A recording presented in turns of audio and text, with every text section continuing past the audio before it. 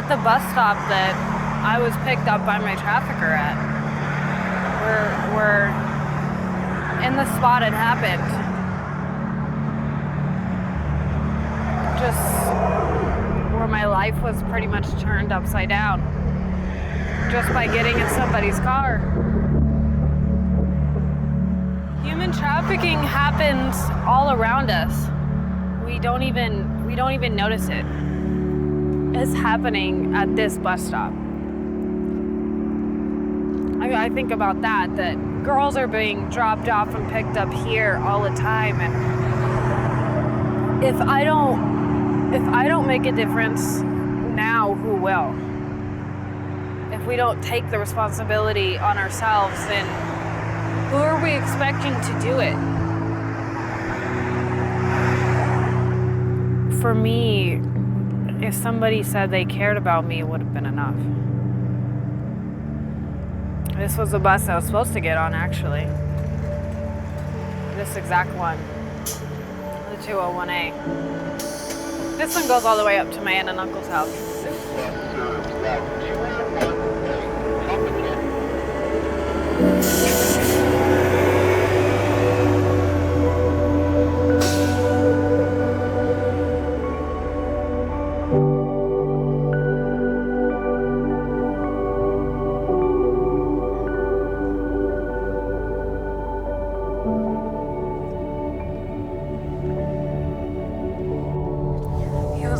Girls who were trying to leave their family, and he didn't care what race they were. He didn't care about any of that kind of stuff. For him, it was just money.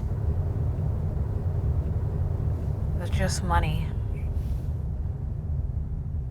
Human trafficking is the exploitation of human beings for either the purposes of commercial sex or forced labor, and the trafficker uses force, fraud, or coercion to actually make money off of that person's back. Human trafficking is modern day slavery, and these victims find themselves in situations that they literally cannot get out of. Force is anything that you can imagine when that word comes into your head, right? It's the beatings, the burnings, the rape, the gang rape. Victims have been shot, they've been knifed, they've been mutilated and tortured in absolutely horrendous ways. I mean, anything that trafficker can think of to make that victim comply and obey the trafficker, that's what he or she will do. Coercion might be physical threats to that person or maybe their family. They may be threatened with some sort of, let's say, deportation, or perhaps even legal threats where they'll tell a woman, you must continue to prostitute for me, you must continue to go out there and earn me money, otherwise I'm going to call ACS and have them take your baby away because you're a prostitute. The fraud, of course, we deal with a lot, especially with teenagers. They're promised a job. They're promised some sort of romantic interest. They're promised a completely new life or escape or shelter. They don't realize what they're walking into. The day that I met my trafficker, I was going back to my aunt and uncle's house to sleep for the night, and then the next day I was getting on a Greyhound bus to go to Ohio. She asked me if I wanted to come party, and I remember looking them up and down, and he looked like he was really young. He was smiling, and he was wearing semi-nice clothes, but definitely not what you think of as like typical pimp clothes. She looked like she was younger than me. I thought if she was younger than me and she was safe, then it's probably an okay person. I told them about my Greyhound bus, and they said, well, how are you getting to the Greyhound bus? And I said, I have to take 4 local buses starting at 7 o'clock in the morning to get to this Greyhound station at 1. He said, well, why don't we just go pick up your stuff from your house? You can come here, you can sleep for a couple of hours, and then we'll drive you there. When I woke up, he was gone, and I started to freak out. He walked in 4 minutes before the Greyhound bus was supposed to leave. I picked up my stuff and we drove down the road. At 1:30, I was just like, stop, we missed the bus. I was really trying to figure out what I was gonna do. And he's telling me this spiel about, oh, we'll get you nice clothes, we'll feed you, you can stay here, but you need to work with us for just 2 weeks, so we'll give you $500 to leave with. I knew what he was talking about. I knew that he was talking about prostitution. So that night I was trafficked for the first time. It was March 10th, 2014. Once the 2 weeks had ended, I did ask him if I could leave. He said, well, your family hasn't even called about you. They clearly don't really care about you. We care about you. How do you know this friend in Ohio cares about you? And so he manipulated me and to staying longer. When the manipulation stopped working, he got physical. By the time the last 2 months I was there, I was getting beaten every 3 hours or so. He waterboarded me, he pistol whipped me, he played Russian roulette with me, he electrocuted me, he beat me with metal poles. So he was very violent, and the fear of dying kept growing as the beatings got worse and worse, to the point where I just thought that was the way I was gonna die.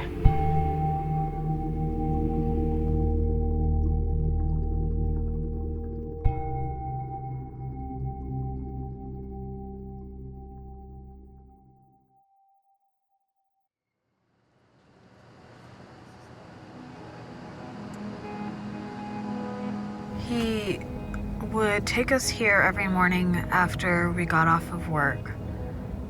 He would usually have Karaya run in there, look around, and then if she saw a girl that she thought was a good target, then he would park the car and come in and talk to her.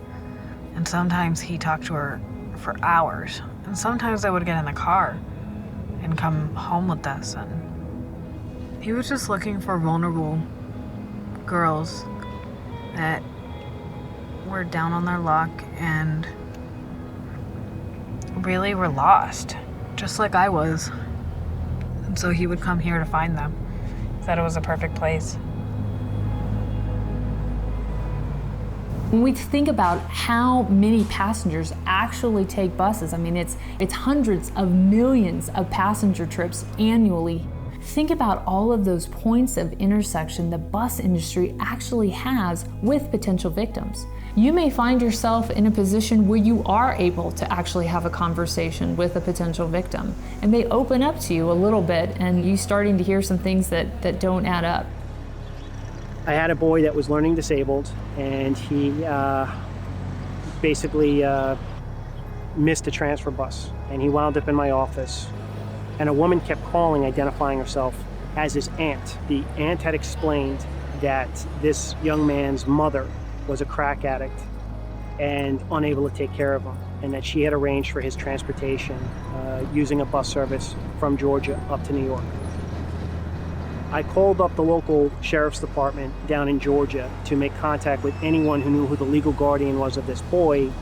I wound up speaking to a court employee who happened to know the family, knew the mother very well, gave me the telephone number. I spoke to the mother directly, and she explained that her son was learning disabled and had been approached by this person online who was trying to get him to come up to New York. She was working for a pimp who was running a brothel that specialized in underage boys. A bus employee thought that they were doing the right thing, that they were helping a kid out. The problem is the bad guys will always take advantage of our sympathies. They're always going to tell us a story to get what they want, and what they want are these kids. Trafficking happens on all forms of transportation. Airplanes, cross-country buses to local buses.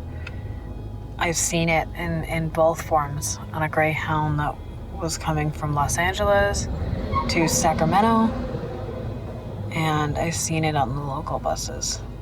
And usually the perpetrator is watching from the distance, not really interacting with the victim when they're on the buses together. But sometimes they'll send the girls by themselves, and they're expected to make a certain amount of money before they can come home, wherever that might be. It's not as if we have stringent security for who's coming on a bus. Sometimes if they have an adult put them on a bus, that's enough. Nobody really asks any question. But nobody's really asking who's the adult that's putting this kid on a bus? Or sometimes, who is this adult that's picking this kid up off the bus? Or is there an adult that's picking this kid up off the bus? Now, some bus companies have stricter regulations, but a lot don't. We constantly depend on drivers and dispatchers, traffic agents, control agents to alert us to this.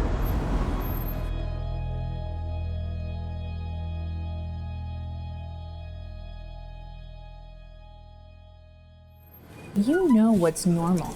You know what normal behavior looks like on your bus. What if two people come up and one is not allowed to speak freely? The other one does all the talking, most likely older than the individual not allowed to speak. The individual not allowed to speak doesn't have an ID on them because most likely the trafficker is holding it for them. There's a fearful demeanor, most likely. This person is just uncomfortable being with this other individual. Do you actually see any outward signs of bruising? Traffickers won't necessarily always be sitting by their victims. It could be behind them, it could be to the side, somewhere else in the bus, and yet they're obsessively watching them. They're controlling that person through bodily cues. What if you work in a terminal and you notice day in and day out, or even weekly, right, that there's a car that comes and the person that comes and is kind of strolls the terminal never really gets on to ride a bus, but instead that individual is always approaching young girls, girls that look a little out of place, girls that look potentially vulnerable. And this individual is always coming up and talking to the girls. And even at times he's gotten the girls to come with him. And so paying attention for those signs of pimp control is absolutely key if you're a terminal employee.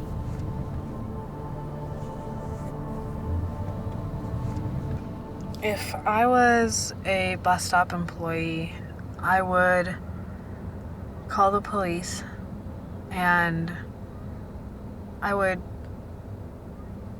maybe try and stop her and say something like, "I just want to make sure everything's all right," or something like that, something along those lines to make sure that girl knows that she is being watched over.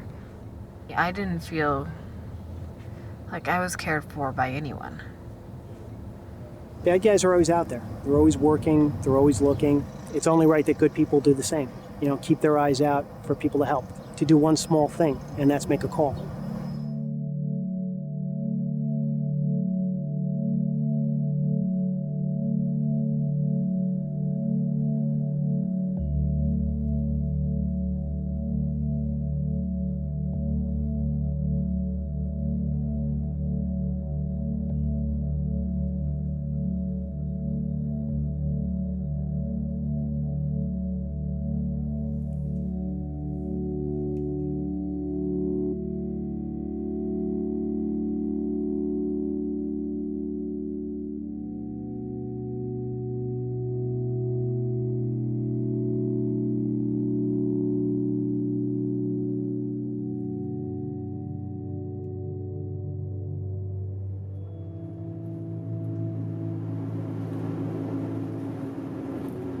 I had 12 surgeries.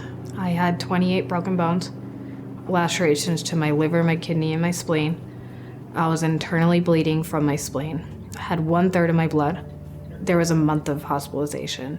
I was able to get the social workers and my family to work together to get me out of the Las Vegas hospital, and I was medically evac'd to California. He was calling the hospital and seeing if I was still there and stuff like that, so I was really scared being there. So I got out of the hospital in the beginning of August. I gave my statement in the middle of August, and then middle of September he was picked up. He had multiple charges. He had sex trafficking, he had assault with the use of deadly weapon, first-degree kidnapping. He was found guilty on all 15 charges, and he was sentenced to life without the possibility of parole. To call up a family and say, you know, your daughter that's been missing, she's in my office right now, she's alive, and she wants to come home. And that's an amazing feeling, it's an amazing gift. You provided a miracle for a family, but unless people get involved, that miracle doesn't happen. Each of us can be on the lookout. Each of us can be paying attention to these red flags. and hopefully make a call that leads to saving a life.